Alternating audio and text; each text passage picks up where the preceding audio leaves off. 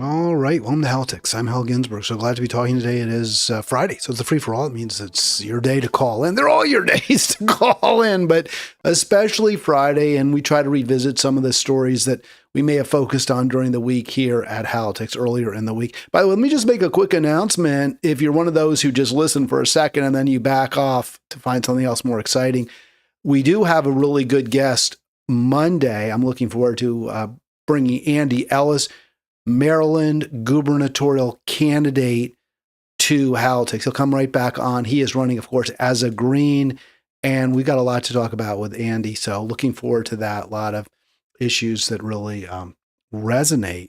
And remember, the goal here is to come up with solutions to the problems we face as a society. My overarching solution where I'm going is towards a society I'm trying to build with, of course, your help together. What I'm trying to build is a society where everyone has enough and no one has too much. And I think those have to go together, because if some people have too much, they're going to set about very, very quickly keeping their own power, keeping their own wealth, and aggregating it, getting more, taking more and more for themselves, and leaving less and less for everybody behind. I know the libertarian argument, the neoclassical economist argument as well. What do you mean there's only a limited amount? And if some people have too much, then everyone else will have not enough. What are you talking about? There's an endless supply. That's what capitalism is. We just keep coming up with new solutions and new ways to build more and construct more, so that first there were no cars, and then Henry Ford came up with his brilliant idea to build Model A's and then Model T's with assembly lines, and he was going to pay the workers more money, so everyone got a car. So look, we all won. And it sounds really good, and it's not completely insane, but ultimately, obviously, we are living in a world with limits, with scarcity. There's only so much. And in the end, when some people keep way too much for themselves and keep grabbing with both paws, there is indeed less for everybody else. There is only so much fresh water on this planet, and there's less every single day. There's only so much real estate, so much land on which people can live, and a few people are grabbing more and more for themselves. There's only so much oxygen on the planet. And yes, trees, plants,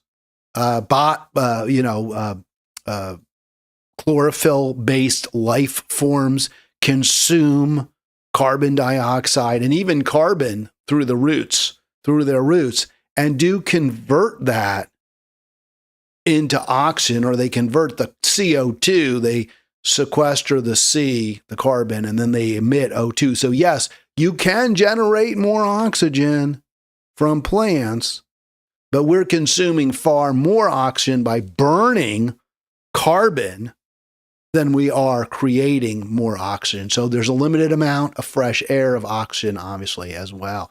And we are consuming far more than the Earth, the biosphere, can regenerate. So there's only a finite number of species. And yes, new species do evolve from old ones. But living in through the sixth great extinction, Anthropocene age, the age of man, the human-caused extinction, the first extinction on record caused by an organism and a life form, we're wiping off species, and they are not regenerate. They cannot regenerate at anywhere near the rate that we're crushing them, we're killing them, we're wiping them out. So yes, we live in a world of limits. We live in a world of scarcity, regardless of what the neoclassical economists claim, which often, of course, benefits them. It's in their self-interest to say, oh, yeah, there's an endless supply. And, we can just see the record is replete with examples of, depressing pessimists like Malthus saying that, food supplies can only increase arithmetically, but human populations can increase geometrically, so therefore we're going to run out of food. And it's obviously not true because look at how much more food we grow than we ever did before. And it sort of sounds good. And people who say that get a lot of grant money. They get grant money from billionaires. They get grant money from, if they're educators and academics, they get grant money from think tanks and all manner of places that want you to believe that we don't have to take from the billionaire class and redistribute what they have in the past taken, or their parents, their grandparents, their grandparents going way back, maybe their ancestors took. So the solution ultimately has to include limits on how much anyone can aggregate and guarantees that everyone has enough. 240-242-5646 would love to talk to you. 240-242-5646. You know, I noticed something really interesting. My program with Arlen Tuesday during the live stream had a really big audience, much more than usual for me. I was really happy about that. Ultimately, I had to delete that live stream and upload a new podcast. Well, not a new one, the same one I had broadcast. The reason for that is we had a crash. There was some sort of blue screen of death issue or frozen screen here. I don't know what caused it. I'm hoping it doesn't recur.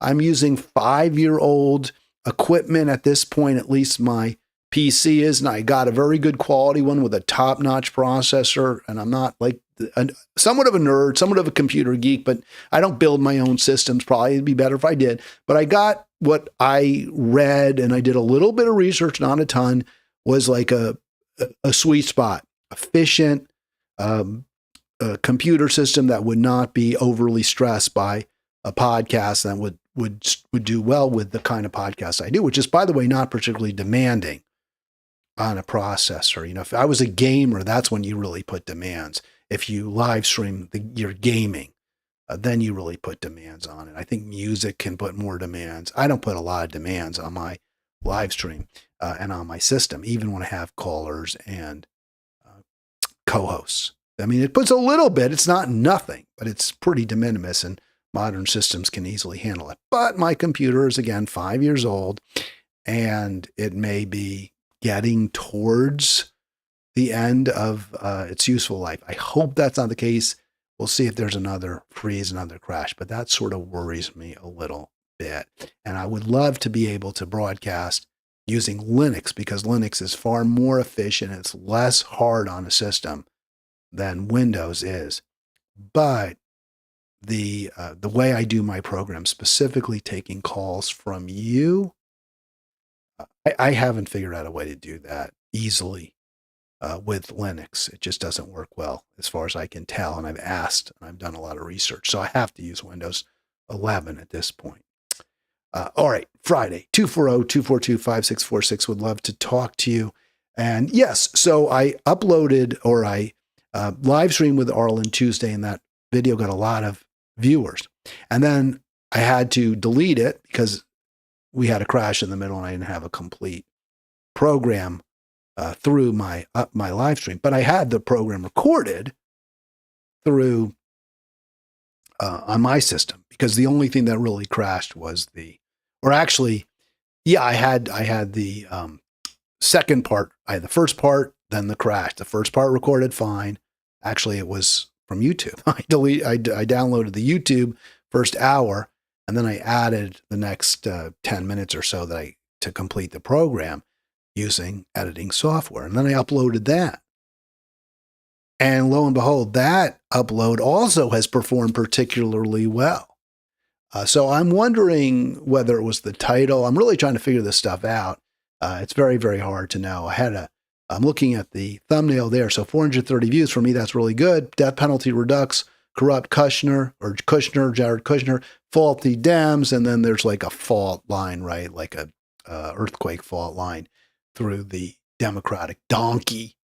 So I don't know. Dem disputes, death penalty lives, Trump and laws are corrupt too, was the actual title. Obviously that appealed to people. I don't know why. I don't know why that it beat the algorithm.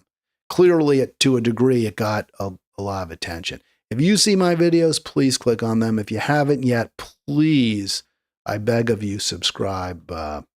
That's the way we can make this thing work and continue to grow and get more and more people involved and part of the solution, part of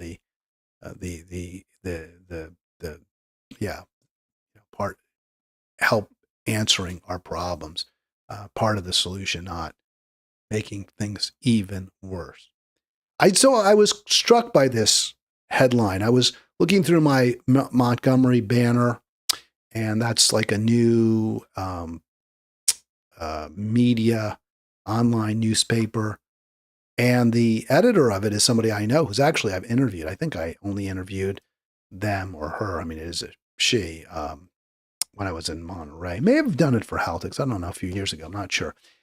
But I asked again for them to come on this program, and they have not responded. They've completely shut me down. And I think it's because ultimately the banner is kind of a mainstream media publication, and they don't appreciate my message, right? Especially, I think, the message that I have been broadcasting for years now that is very, very, very anti-Israel, very critical. And some would say, well, you're not anti-Israel. You want Israel to survive. You want Israel to be a good citizen, a good global citizen, not a murderous war criminal. And I guess you could make that argument, but I think at this point what we see is that a theocracy or a state that's based on a religion, which is what Israel is. I mean, people say, well, Mamdani said Israel should be allowed to it has a right to exist as a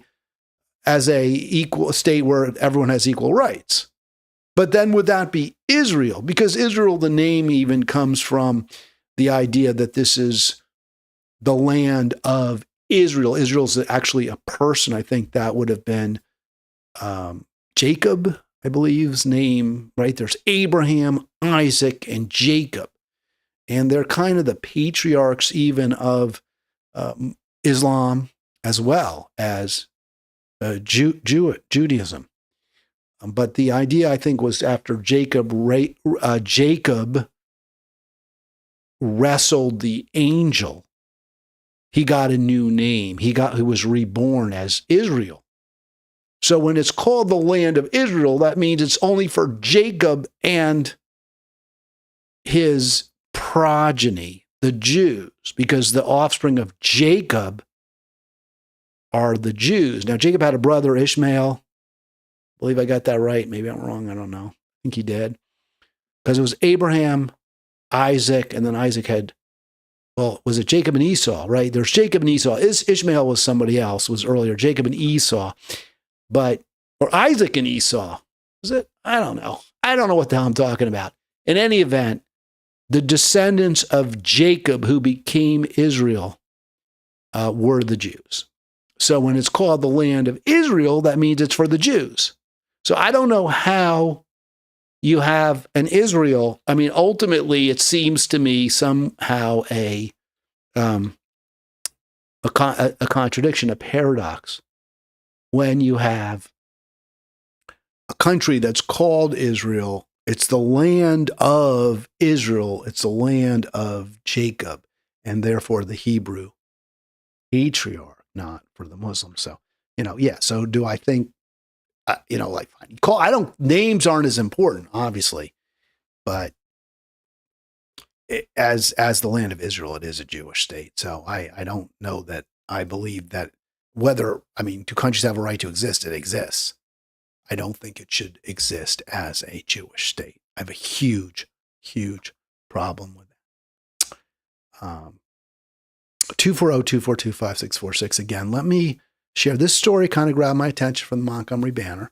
Montgomery County adds $500K for nonprofit security after Michigan synagogue attack. And this is 2 days ago. Ginny Bixby's a good reporter. She does a good job. What's interesting about this is if you first read the headline, you think, okay, well, at least I thought maybe you wouldn't, because it doesn't say this, but this was my first take. Oh, they're giving the money to Jews. Now, maybe that will be the case. The money will all go to synagogues, but that's not what the headline says.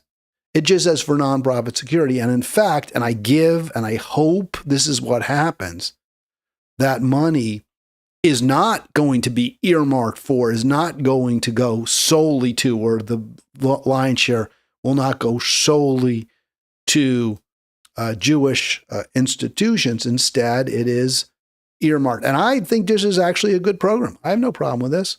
The money will be distributed to at-risk religious and cultural institutions. And that means institutions that are at risk of having hate crimes, of being attacked and victimized by hate criminals, right? They're targeted. It has to get that money, it's so you can beef up your security. You have a church service and you're afraid that you're going to be attacked because, I don't know, you're promoting, I don't know, some controversial policy. So you're afraid of being attacked. And even if you're promoting controversial policy, I'm not sure that would be a hate crime. But okay, let's say you're a mosque and the imam has been talking about how Muslims are under attack, and that has alienated or aggravated people. So they go after you because you're Muslim. Well, that to me would be a hate crime. You're beaten up. You have services at your church for the trans community. They're especially welcomed. You're attacked for that. That's a hate crime, right? You have to, you're attacked for who you are. That's a crime. That's a hate crime. And so the money is designed to protect institutions from hate crimes. And certainly in the past, synagogues have been targeted by haters. Black churches have often been bombed as a result of hate. There's an argument we shouldn't really have hate crimes. Crime is crime. What matters is what's done to you. But I understand the motivation for it. I think there's good reason to have this. And I could be persuaded otherwise. I think there's a legitimate argument for having this legislation. And as long as the money is distributed to institutions that are truly at risk of being attacked because of who they are, who they serve, that's fine. No problem with that. What a hate crime is defined as here. Because this is from the FBI. So, I think there's been a lot of efforts, especially by some Jewish organizations, to define anti-Semitism, which I guess would be considered a form of hate, as anything critical of Israel. Obviously, that's wrong, but they've had success doing this. A hate crime is a traditional offense with an added element of bias, and it's motivated by bias against the race. And I highlighted what I think is relevant here: religion or ethnicity.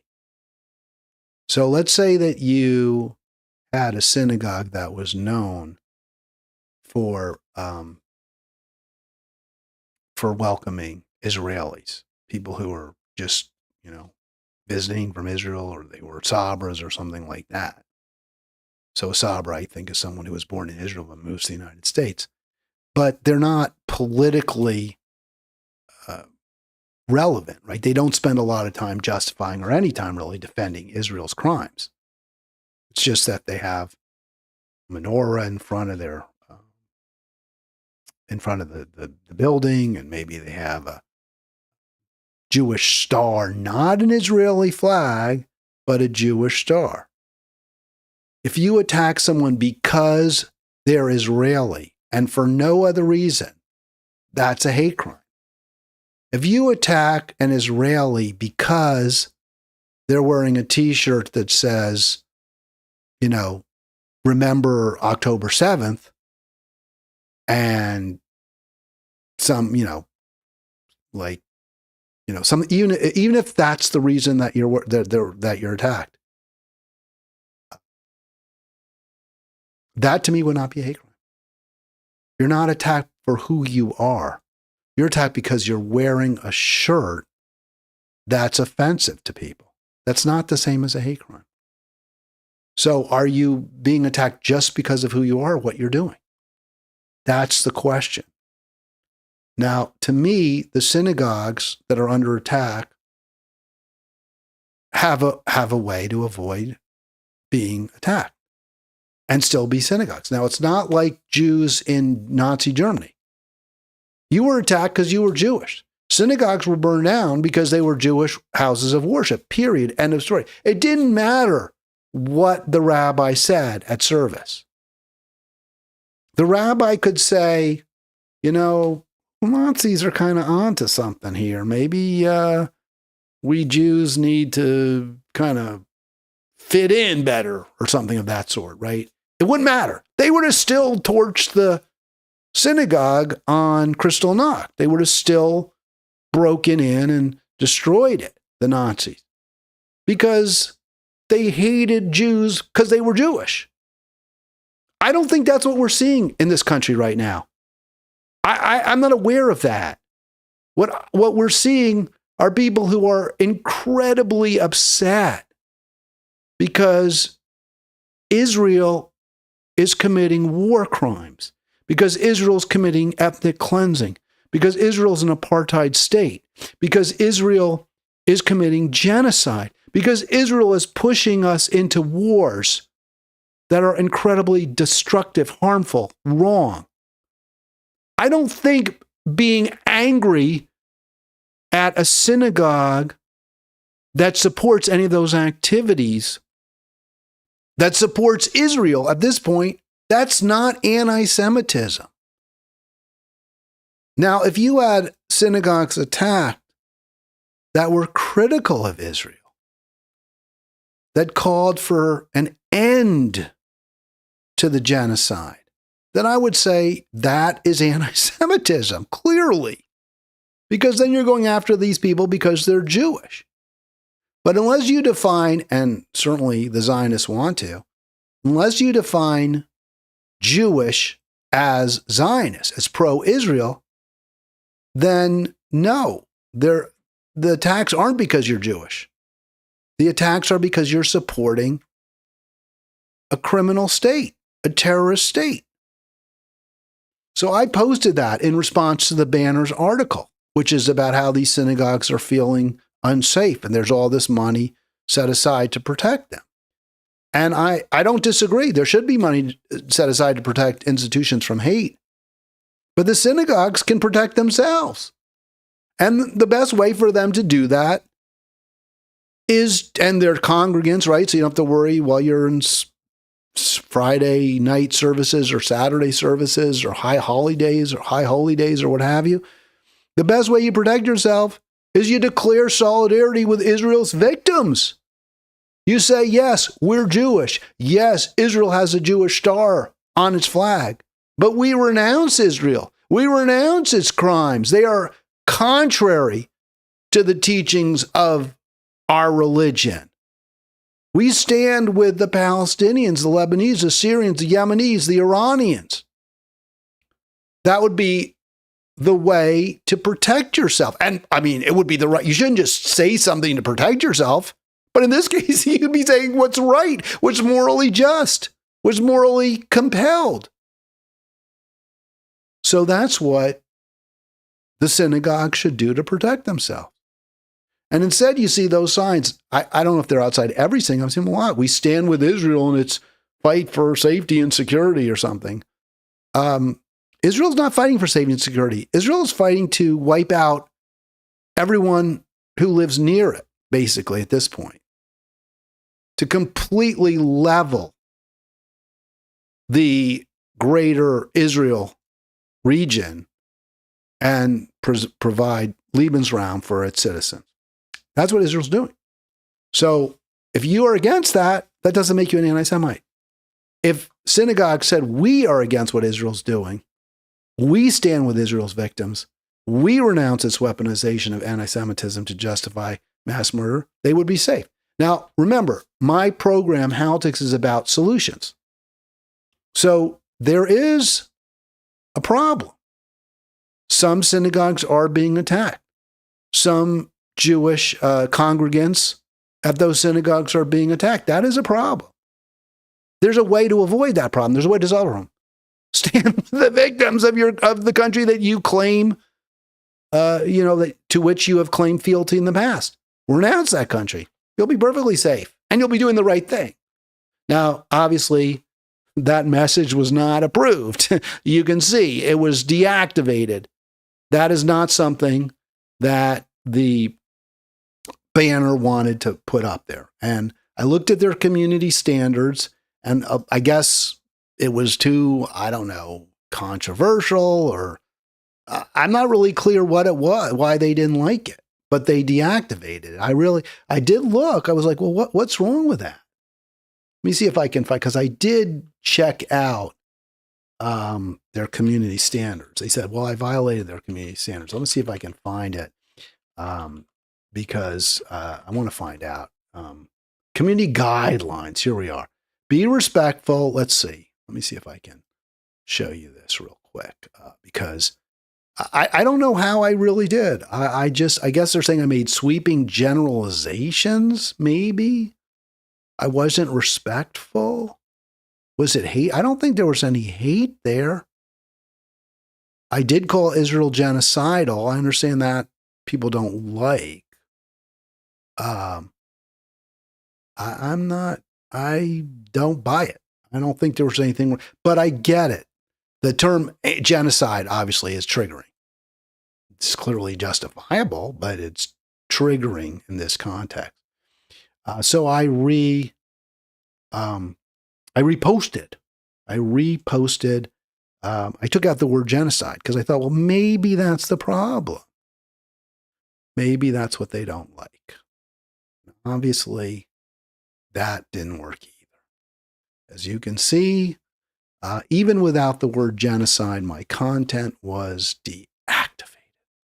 So I don't know what to do. I guess they don't want you to blame the perp, right? I mean, you're not supposed to blame Israel for anything. If Jews are attacked, then they're the victims automatically. Well, that's just, if you're attacked, you are a victim. But are you a victim of anti-Semitism? Are you a victim of the righteous anger and indignation that people have at crimes that you, if you're not complicit and if you don't actively support, if you don't back, have failed to denounce? That doesn't make it okay.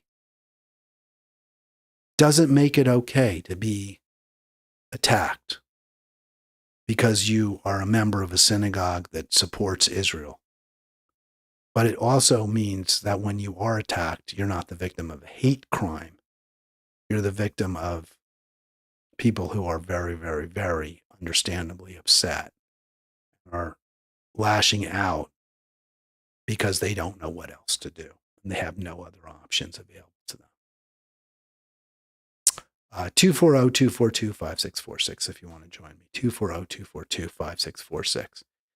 The mayor of New York is getting a lot of heat from left and right. And I wanted to revisit a story that I talked about yesterday, just briefly, sort of as a set piece to the story. He's getting attacked because of either one of two things. One, the main attacks from the right are because his wife illustrated did she illustrate it? I'm not sure. I guess she did. Did she illustrate it, or she wrote maybe an introduction to a book that's pro-Palestine. And the author of the book has made some very, very cutting, very, very critical remarks about Israel and about its Jewish supporters in the U.S. and about Israelis. So because of the remarks that author made, and because the fact that I guess Mamdani's wife may have tweeted in support, may have written an introduction, I'm not really sure. I think she may have illustrated it. I'm not clear on all that. He's been attacked for that. And then he's also been attacked because he said it was reprehensible what the author said. And on the left, people were saying, why did you give in? Why did you say it was reprehensible? Nothing she said was wrong. So I want to explore both of those, both, right? Was how badly did Mamdani fold? Did he fold to the forces of hate on the right and the pro-Israel genociders? Did he fold to them?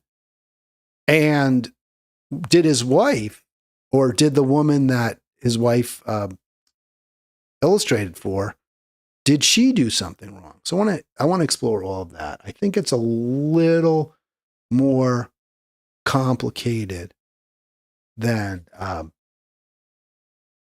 either side would like you to believe. 240-242-5646. Let me just put this up. So this is the post here by Josie Stratman, who I believe is a pretty ardent Zionist. Mamdani says his wife Rama Douaji was not aware of anti-Israeli posts calling some Israeli citizens parasites from an author she illustrated an essay for. So she did illustrate the essay for. She's also tweeted in support. The wife, Douaji, is tweeted in support of pro-Palestine tweets in the past. Mamdani calls that rhetoric reprehensible, the rhetoric that, and by the way, I appreciate the way Stratman wrote that. Even though Stratman is pro-Israel, is a Zionist, is anti-Mamdani, she did acknowledge that the author didn't call all Israelis parasites. She didn't just say calling Israelis parasites, calling Israeli citizens parasites, but some Israeli citizens parasites. I don't know how that's considered reprehensible. You hear on the right all the time, welfare workers, welfare recipients are takers. They're parasites. You hear this all the time. Illegals, in quotes, are parasites. So why is it somehow off limits, horrific, reprehensible to describe Israeli citizens who are living on Palestinian land they stole, especially the settlers in the West Bank? How is that some horrible crime to call them parasites? They are living off of other people's labor, on other people's land. It's horrible. So I mean, I don't like the term. I don't think you should use it. I have a problem with it. I'm not defending that term exactly. What I'm saying is I'm not sure that's reprehensible. I think that's an issue there. And here's what, but on the other hand, I don't love the term. I'm not happy with it. Here's what people on the left had to say about Mamdani throwing the Palestinian author maybe under the bus. Blakely, I like this is not only totally embarrassing, which I kind of agree with. It's not going to work. He has to know that if you give an inch to Zionists, they take a mile. I would note his response, and I'll play the response in a second. He is stupid, Shael ben Ephraim. I bet Shael is Jewish.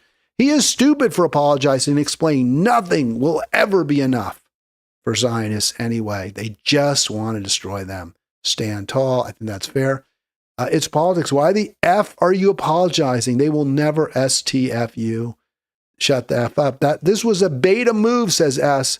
He threw his wife under the bus for Israel. LOL. Wow. In the end, I come down the same place, Mamdani. You can't give these people an inch. They're only in it to try to humiliate you, embarrass you, crush you. They hate you. You're a Muslim. You have acknowledged what we all can see, that Israel is a war criminal nation. I wouldn't have given them an inch. I would have stated, yes. And you said this about globalized intifada. You don't like that language. I actually have no problem with the term globalized intifada. I think it's completely appropriate.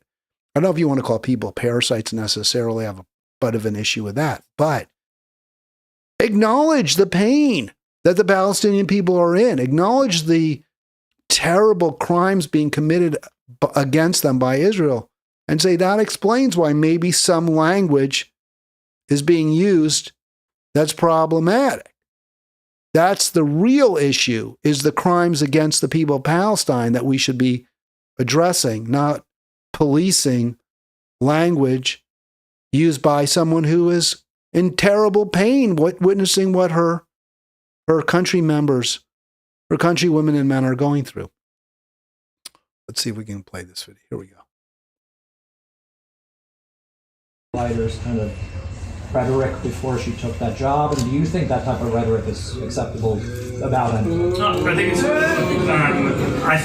I think that rhetoric is patently unacceptable. I think it's reprehensible, and as is common for freelance illustrators, the First Lady was commissioned. So he tries to make, she didn't know what she was doing. She just did some illustration for an essay. I mean, you know what? Just say what I said. I would have been totally okay with, I don't like the use of the word parasite or whatever word, but she didn't call all Jews parasites. She didn't even call all Israelis parasites. And you have to understand the circumstances. That's what he should have done. Now, the media consistently overstates, exaggerates, flat out lies. So here, the New York Post, obviously Rupert Murdoch publication, just flat out lies. Anti-Israel activists who called Jews cockroaches has multiple links to Zoran Mamdani's family, despite attempts to distance themselves. So obviously what Blakely said is absolutely right. Nothing you say will ever placate these monsters on the right, these haters, the Islamophobes, the genocide defenders. Nothing he will say. But did the writer call them? Her name, by the way, Susan Abul Hawa. Susan Abul Hawa. She did not call Jews cockroaches. That is simply not true. It's a false statement. It took me a long time because they never give you the links. They just say, she called Jews cockroaches. No, and it's such a complete misrepresentation. She uses the term Jewish supremacist demons and Jewish supremacist cockroach. That is not calling Jews cockroaches. She's identifying specific individuals who are denying, excusing, justifying the mass murder of her people. Now, again, I don't think those are the best ways to respond. I think the problem is it's defensible. It's understandable. I don't think it's the best way to respond because you push people away. But I do that too. When I use the term the genocidal Jewish state, which I do deliberately, I know that pisses people off. I've lost friends as a result. People don't talk to me anymore. Friends don't talk to me. They're so upset by what they view as my betrayal of my people. I guess they weren't really friends, or at least that's sort of how I see it. I think it's very sad. I miss them, but I don't know what else to do. I have to call it like I see it. But it does push people away. It may make it harder to win argument. I don't know what you do about it. The truth is the truth. I don't know that you should use terms like cockroach or demon because people aren't cockroaches. I mean, it's just awful. Now, that said, Israelis routinely refer to Palestinians as animals by dehumanizing words. I know that for a fact because in my family, my extended family, there are some Israelis, and one of them, that's how they talked about Palestinians. So this is what Israelis do. And I'm not hearing any condemnation of that. Not every Israeli, some Israelis do. But I'm not hearing any condemnation of that. I don't know why not. And they have far less reason. They have no reason to use insulting, dehumanizing language to describe the people that they're oppressing. When you're being murdered, when bombs are being dropped on your family, when you're holding a dead child in your arms, yeah, you're going to be pretty damn angry. And I get what the Israelis would say. Well, what about us on October 7th? Aren't you going to be say the same thing. We saw our people killed too. And I was like, yeah, but you have to understand to a degree the context. You have for decades and decades pushed these people to the limit. You have killed them. You have humiliated them. You've mocked them. You've stolen their land. You've tortured them. You've raped them. You've sexually humiliated them. And then you have the audacity, the nerve, the gall to say, oh, well, how dare they ever attack us? That's really how Mamdani, I think, would have been best served responding. 240-242-5646, Susan Abulawa. Susan Abulawa. They said she illustrated an essay. I'm just totally confused. I don't really know what exactly the wife of Zoran Mamdani did or didn't do. According to one tweet, it was an essay. According to the Times of Israel, it was a children's book. I think it was a children's book. I don't know if she did the whole book. I'm not really clear. But here you go. The author, Susan Abulawa, did call Jewish, she allegedly, according to the, and again, you just see how the media completely lies, calls American Jews monsters. So I want to play that clip because it came right from Bad Faith, our friend Brianna Joy Gray's interview of Abulawa. And it was, and I thank by the way, the Times of Israel does deserve some credit. They link directly to the interview and the segment that they're talking about. So let me play it and you see, did she call Israelis or did she call American? No, it's American Jews. So what the Times of Israel is trying to do is get American Jews totally on Israel's side, which they kind of, most of them, many of them are already. Not all though. Let's not stare down. I mean, I'm Jewish. I'm not on Israel's side. But we can't ignore too the fact that it's not just Israelis. It is Jewish Americans. Every single major Jewish institution in this country, whether it's the ADL, the Jewish Federation, the Holocaust Remembrance, every single major institution in this country is backing Israel. They are raising money for them. They are pushing their narrative. So again, it's kind of like, I would say, as far as I know, that is completely accurate. I'm not aware of, there's Jewish Voice for Peace, but these are just sort of small groups or poor groups anyway. They're groups that came together directly for the purpose of confronting Israel. But Jewish institutions, major synagogues, the Reform movement, the conservative movement, the Orthodox movement, groups that are, designed not as religious, but that are secular but pro-Israel in the past, they're all on the side of Israel. Even J Street will criticize Netanyahu, but in the end, they're for Israel. They don't say, no, we're for the Palestinians. So when this author says every major Jewish institution in the U.S.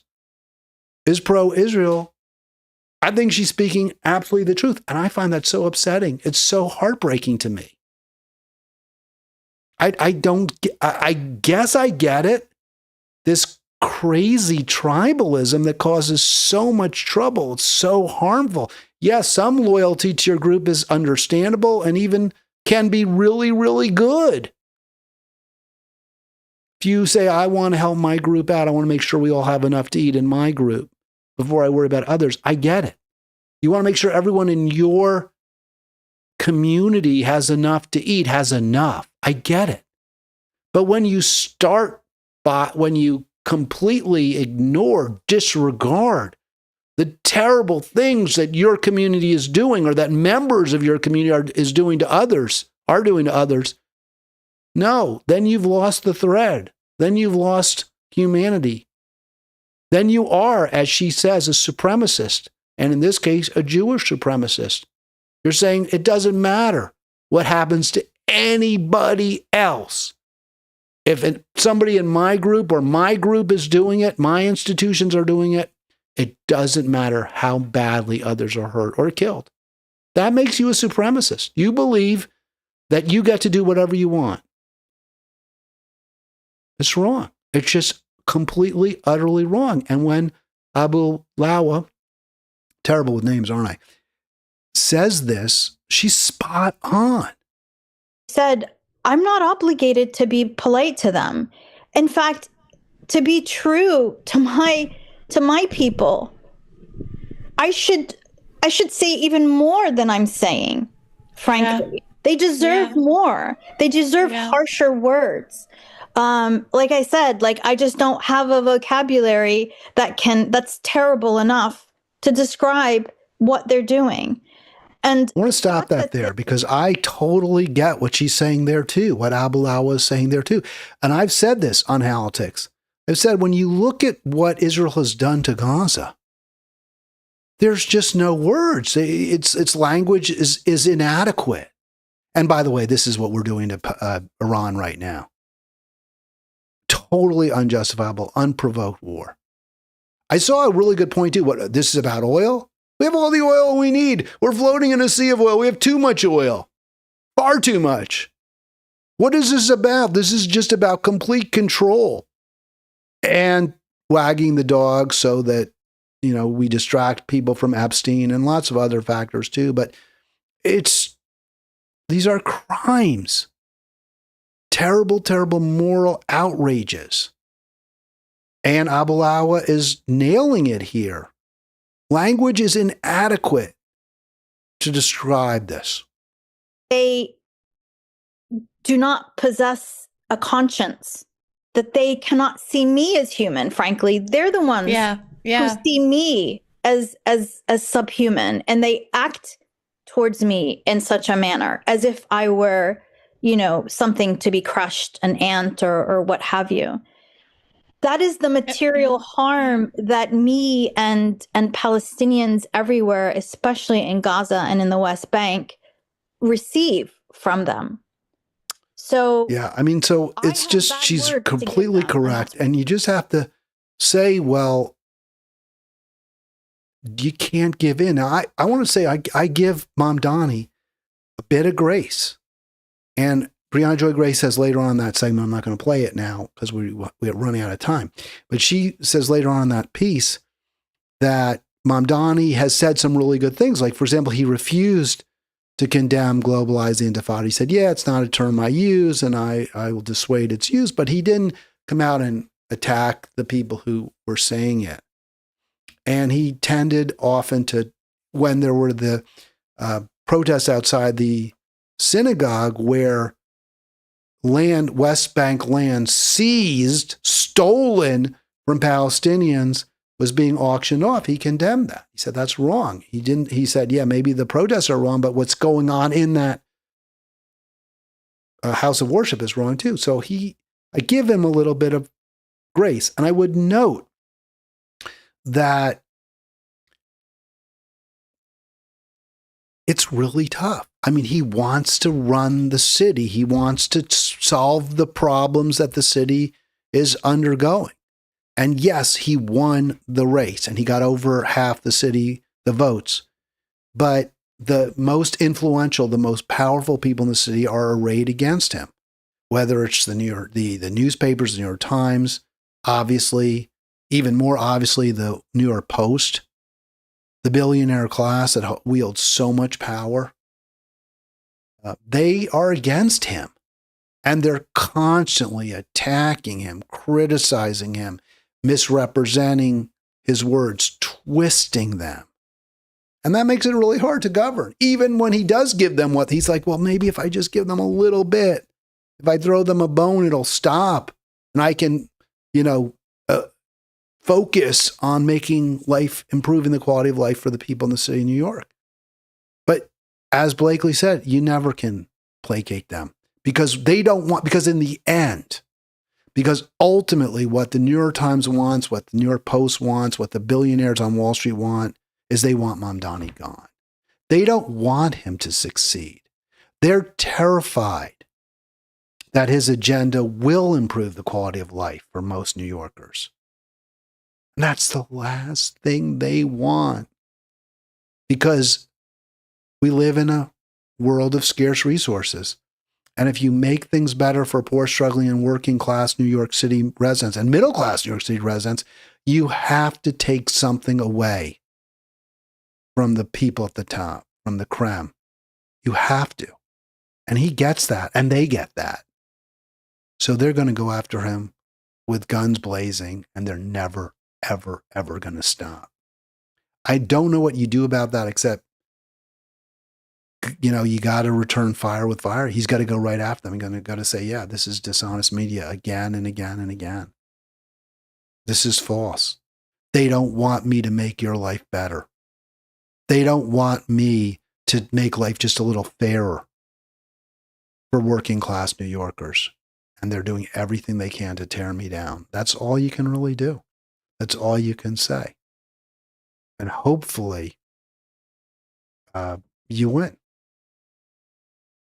Hopefully we win.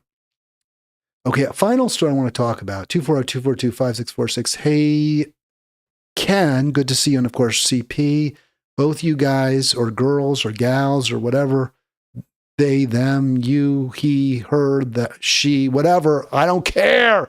I just love to see you guys in the chat. Guys being used as a, what's the word I'm looking for? As a kind of a unisex term, right? Because sometimes I've seen girls say, hey, guys, right?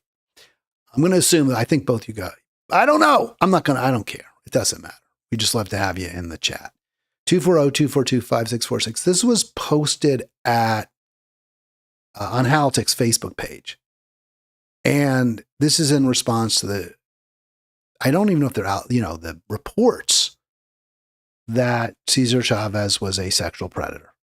The United Farm Workers founder, the labor organizer in California in the 50s, 60s, 70s, the icon of the farm labor movement, was sexually abusing women and girls. And I guess those on the right sort of see this as a win, as a known. Look, ha ha ha, you go after Trump, but look at how bad this guy is. And I'm like, I don't even understand why, okay, men of all political stripes abuse women. That is something that men do. Many men do. Not all men. It's like they say, oh, not all men. Like that's sort of dismissive. Well, not all men. But yes, men who have power, who have women under their control, often do take advantage of those women. That is human nature, actually, but that's certainly the male nature, especially. There's, it's evolved. It's an evolved behavior. It's an evolved trait.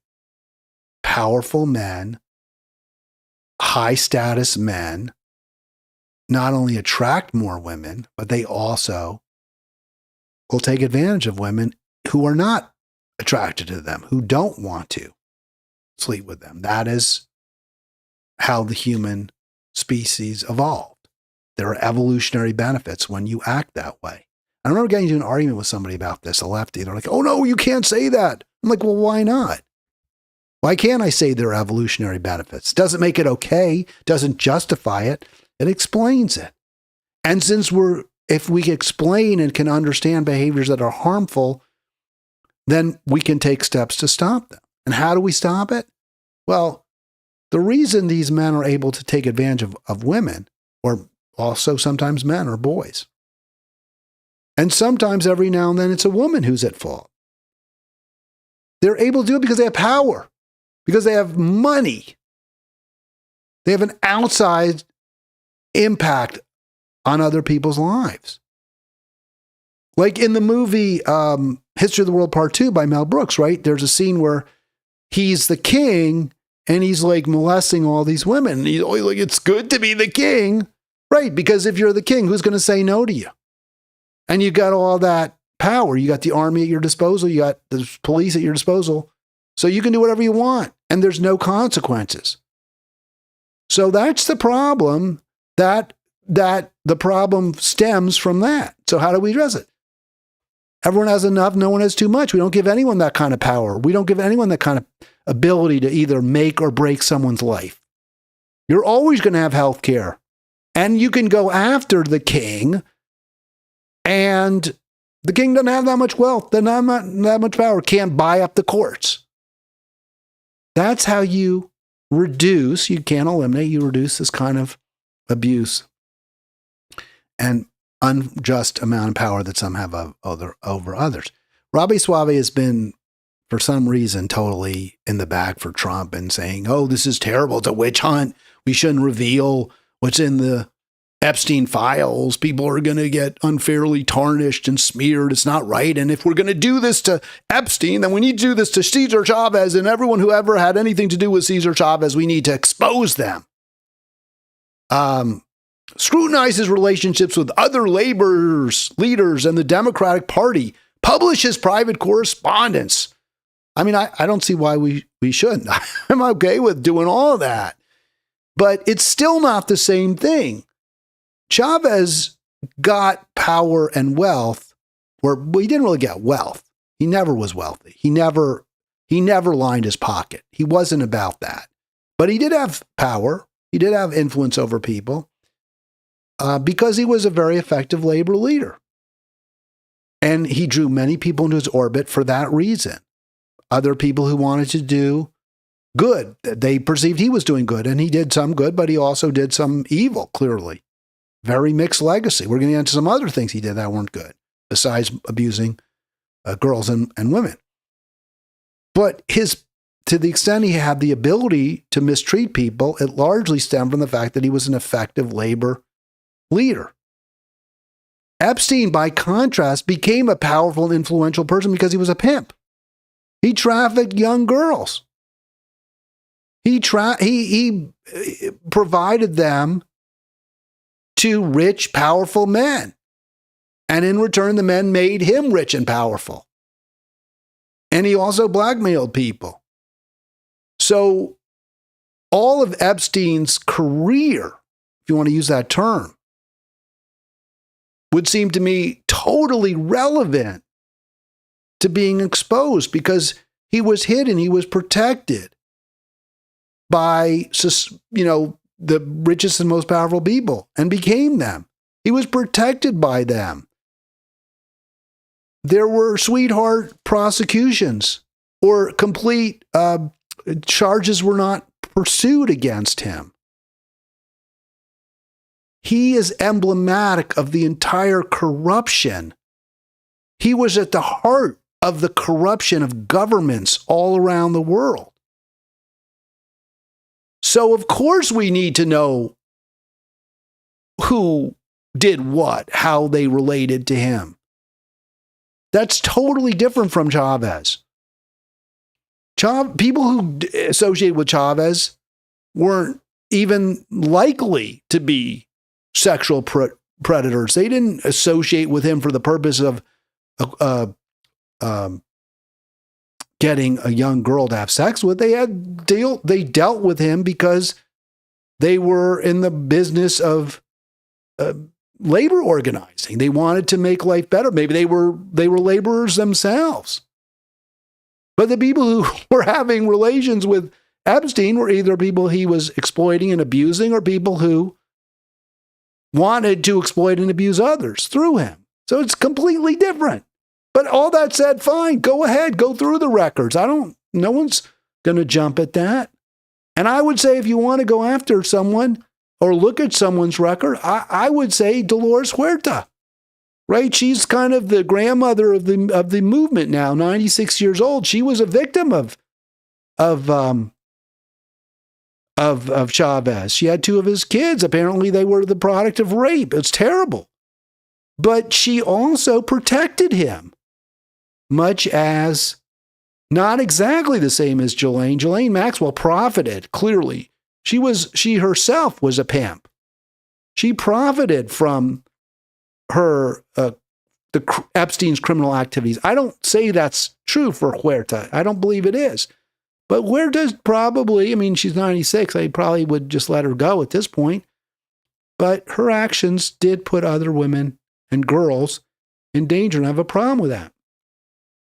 In any event, I did want to go through this a little bit. We'll get back to Huerta in a moment. But the challenge from Suave and others is we on the left have to be just as willing to call out Chavez as we call out Trump. Now, I would say the Epstein class basically proves that the existence of the Epstein class proves that we have a moral rot in our society, in our government, in our nation, and around the world. And we need to root that out. The fact that presidents consorted with this man, the fact that very powerful government leaders beyond presidents, people like Larry Summers, were close to this man.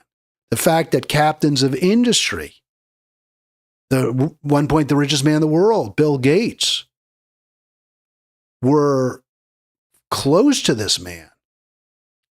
Royalty.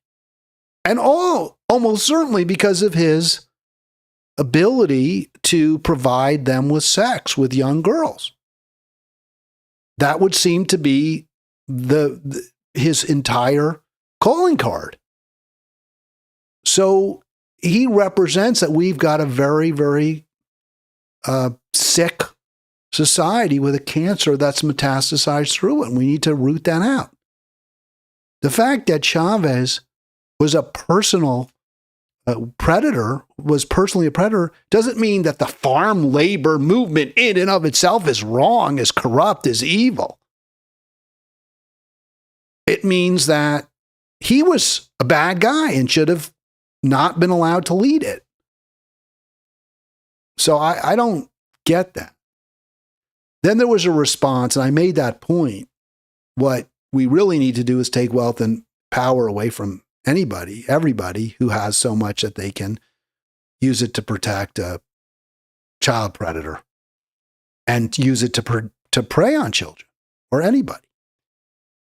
So I made that point, and then the response was from somebody on Facebook. You left out his goon squads beating the crap out of illegal immigrants and leaving them in drainage ditches. Your idyllic world does not exist outside your head. So I was really confused. I got to tell you what, this comment really confused me. I was like, whose goon squads? Are you saying Chavez had goon squads? I'm not aware of that. I didn't know that. And I didn't believe that when I read that. And I asked for a proof of that, evidence. The point, your idyllic world does not exist outside your head, is quite an ironic statement too, because I'm the person who sees the world darker and in more compromised terms than anybody. I guess the allegation is I'm somehow seeing the labor world or the civil rights world as idyllic. I don't see it that way at all. And I don't think anything I said could possibly justify that statement.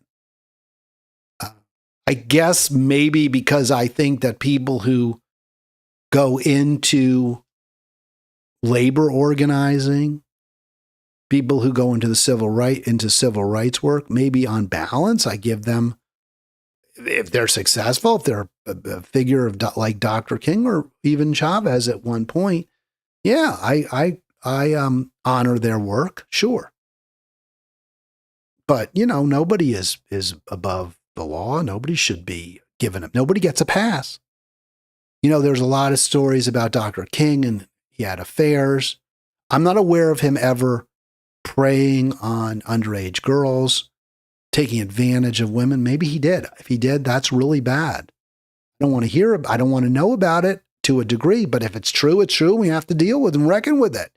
That doesn't mean he was wrong about civil rights. It doesn't mean he was wrong when he spoke out against peace, or spoke out in favor of peace and against the military-industrial complex, when he spoke for labor, for workers. None of that is in any way compromised by personal peccadillos. But this comment about the goon squads, right? Like, I was like, are you talking about... See, because I use the term goon squads to describe Trump's ICE. And I'm like, well, what about, what are you talking about here? when it comes to Chavez. And the response is, well, you need to do your own research. Anything I provide gets immediately discounted by the goon squad here. Selective history is a horrendous foundation to plant your flag on. So, I mean, I think the whole point is to try to discredit Chavez. Okay, I get it. Chavez was a sexual predator. It's bad. I've seen criticism of the Times saying, well, how come you're focusing on Cesar Chavez? How come you're not talking about, other bad actors? And I hate that argument because I don't think anyone should get a pass, but I sort of understand it. If you're going to only take down people who are fighting, at least appear to be fighting, whose life's work seems to be on the side of the poor, the struggling, and the working class, if that's who you attack and you give a pass to the billionaire class that exploits them, that's not good. That's one-sided. But we need to expose them. We need to expose the billionaire class. I wrote back, I'm unaware of Chavez employing goon squads. It was his opponents, farmers, planters who did that. And they did. They absolutely did. They would beat up striking farm workers. But I then decided I've got to do more research. I can't completely just, even though the response when I said, can you give me a site, was find it yourself. Even though that was the response, I was like, well, I can't just rule it out because, with Chavez is a complex figure and I can't just view him as this wonderful peacenik, this nonviolent guy. And so research, in fact, found that, he did go after what some call today illegals. I hate that term. They're human beings. He had an ugly term, Chavez did, for the people that were coming into this country without documentation. He would call them wetbacks. It's an ugly term. And, because there were, they went through the water, they went through the river, the Rio Grande, or what have you. Go. It's really bad.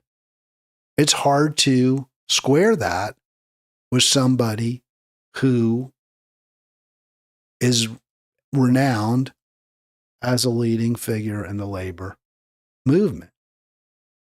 But it's true. And I'm not going to deny any of it.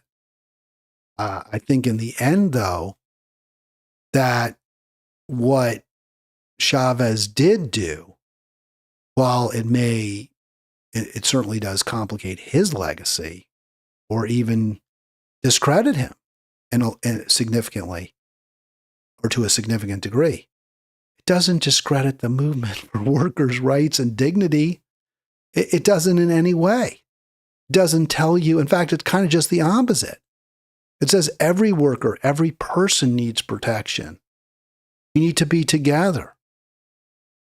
So, I mean, I get it. You want to go after Chavez, but you can't claim that because he was a predator. I mean, you can claim it. You can say whatever the hell you want. But claiming that he was a predator doesn't in any way belie the movement itself. It doesn't undermine the movement. And this is something that I really have a problem with Huerta about too, and I'm going to get to it. But I just want to quote from that Duke article about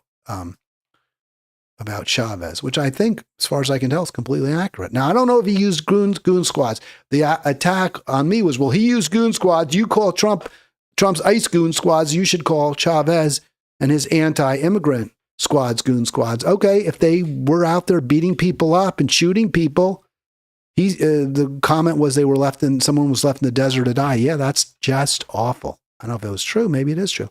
Cesar Chavez was, in fact, deeply hostile towards people who came in this country without documents. He was relentless in his efforts to halt immigration from Mexico and was active in pursuing their deportation. I think that's really bad. These are human beings. Chavez claimed that undocumented workers were driving down wages and being used as strikebreakers. And I highlighted this. Both complaints had merit, of course. I highlighted that because I've said that repeatedly. Labor is an input when it comes to production. The cost of labor is an input. It costs the producer something. They have to pay for labor. And the greater the supply of an input, the lower its price. The price of labor is the wages you pay the workers. So it's true. You have more immigrant labor, legal, illegal.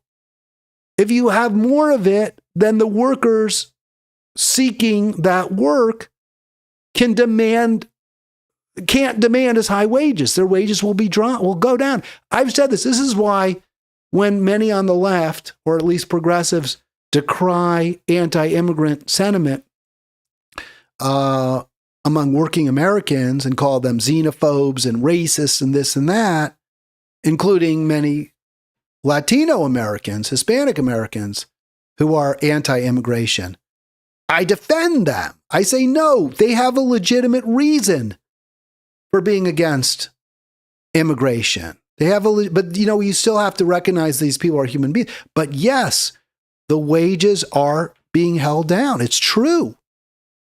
But Chavez's solution is wrong. It's wrong.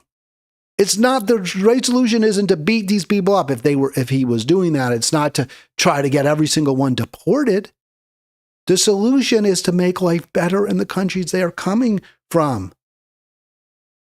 So they don't want to come here, because why would you leave your land if you are making a decent living, if the place you grew up in, you speak the language, you understand the environment? Why would you wouldn't leave it unless you had to because you couldn't make a living or for some other reason. Chavez was wrong. He shouldn't have made enemies of these people who, in fact, were allies in the class and social struggle. And one other thing he did that was wrong, in my opinion, is he focused and I have this problem with labor in general, unions in general, is they focus to an inordinate degree on their own power, on wresting concessions from management, rather than on building a political movement that provides guarantees for everyone. The UFW came into existence because farm workers were really badly exploited, more so than other workers, largely because in the New Deal, not solely for this reason, but largely because the New Deal excluded domestic workers and farm workers from protections that the NLRB and other pro-labor legislation was designed to prevent, right? But it didn't protect domestic workers and farm workers from those abuses. There were a lot of carve-outs, including for overtime work, right? You get time and a half if you work over a certain number of hours. You get double time on Sundays, things like that. Protections if you want to organize that were in the New Deal, various New Deal bills. Farm workers weren't protected. They could be forced to work 12 hours a day. They weren't going to get overtime. They weren't going to get protections from dangerous conditions like toxic fungicides and the like, herbicide. So the workers came together. Now, what I think Chavez should have done, in retrospect, it's easy for me to say, but what I would have liked to see them do is demand changes to the law, much more greater protections for workers, and also join together with the UAW and other unions to demand, for example, universal single-payer health coverage. That would have been a huge boon to workers.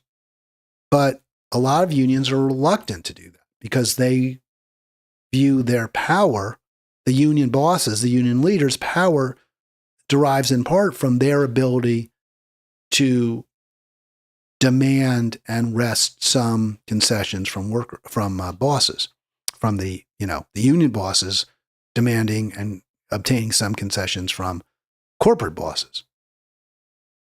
But if it's just in the law, you're going to get health care no matter what. It's guaranteed. It's single payer.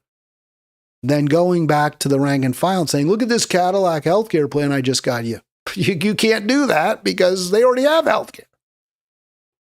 So I think this is a real problem, and the interests of the labor leaders often conflicts with the workers.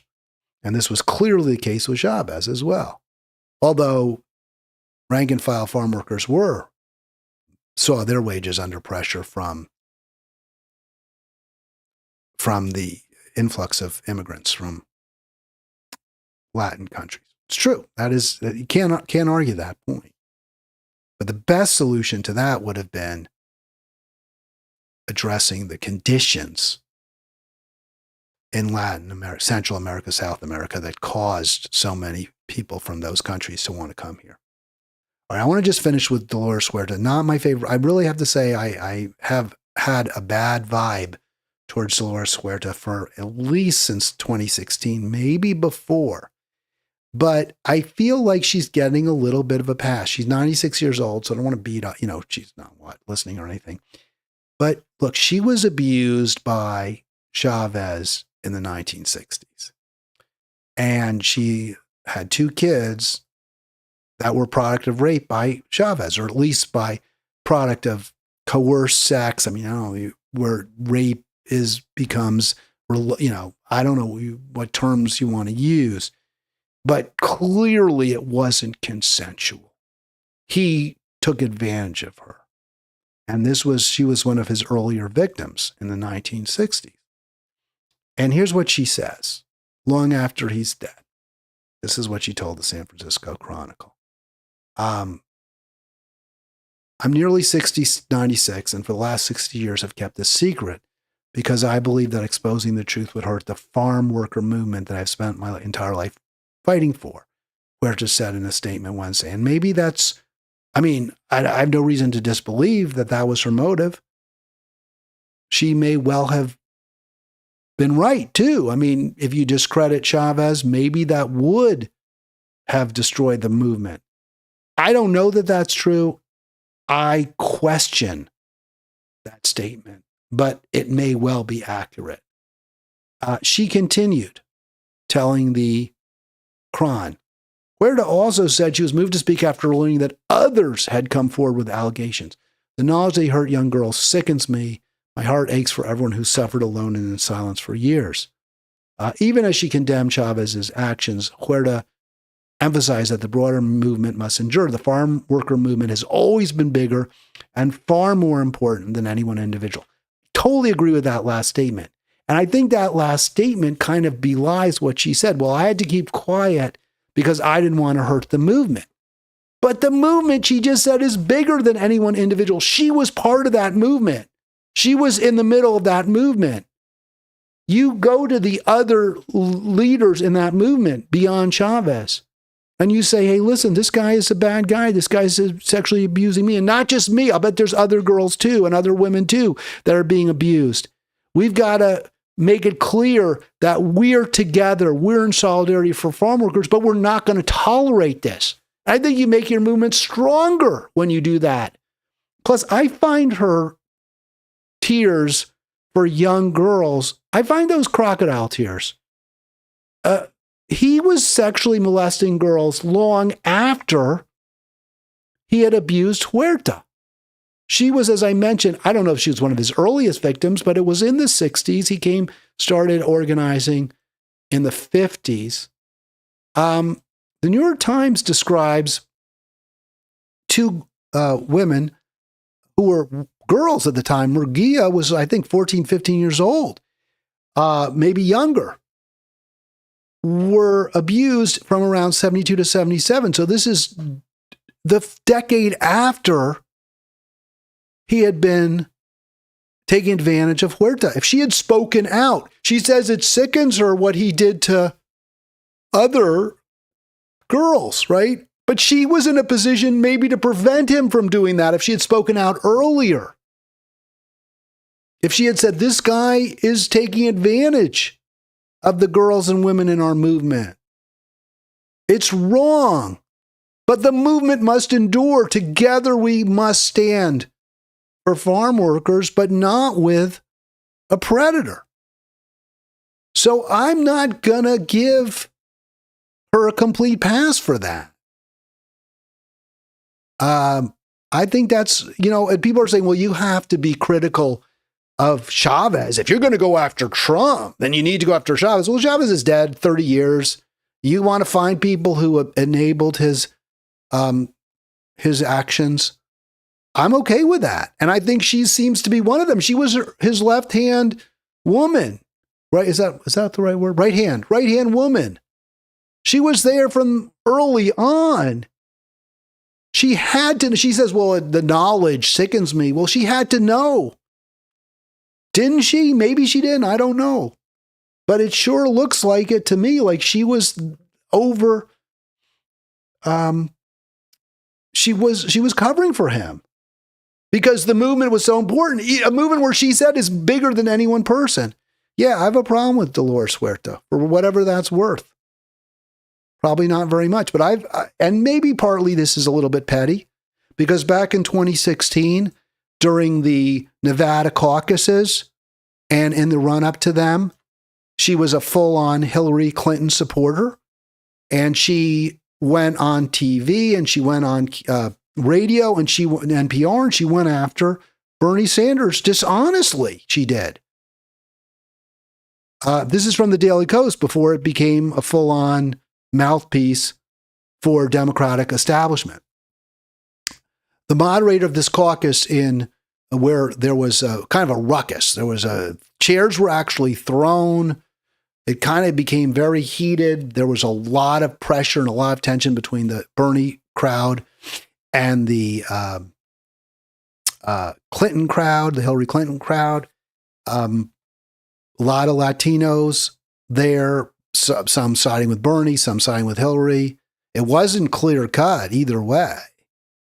Huerta, maybe the most prominent leader, Latino leader there, was clearly a Clinton supporter, which I think was betrayal.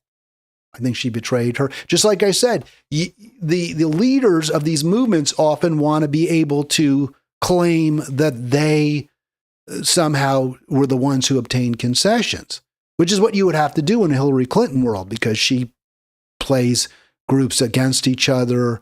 She plays sex card, gender card, race card every chance she gets. Whereas Bernie's like, hey, we're all in this together. We all need to build a world where we all have, like what I say, we have enough. At least that's what he was saying in 2016. So I think Huerta was really on the wrong side of that. And I think possibly because she was, I don't know, besotted by the Clintons. She was friends with Hillary. She saw Hillary as a friend and ally. She was another woman. I don't know what it was, but she doped that out wrong. And okay, you get it wrong. You get it wrong. But according to this commentator at Kos, and I think correctly so, Huerta and several other prominent Hillary supporters used social media to spread a false rumor that she was shouted down by Bernie supporters chanting English only, English only. Full video, however, emerged proving the allegations were false. And that is what happened. So I have my issues with Huerta. Maybe some of it's personal because she supported Clinton. 2016, I supported Bernie. I don't know.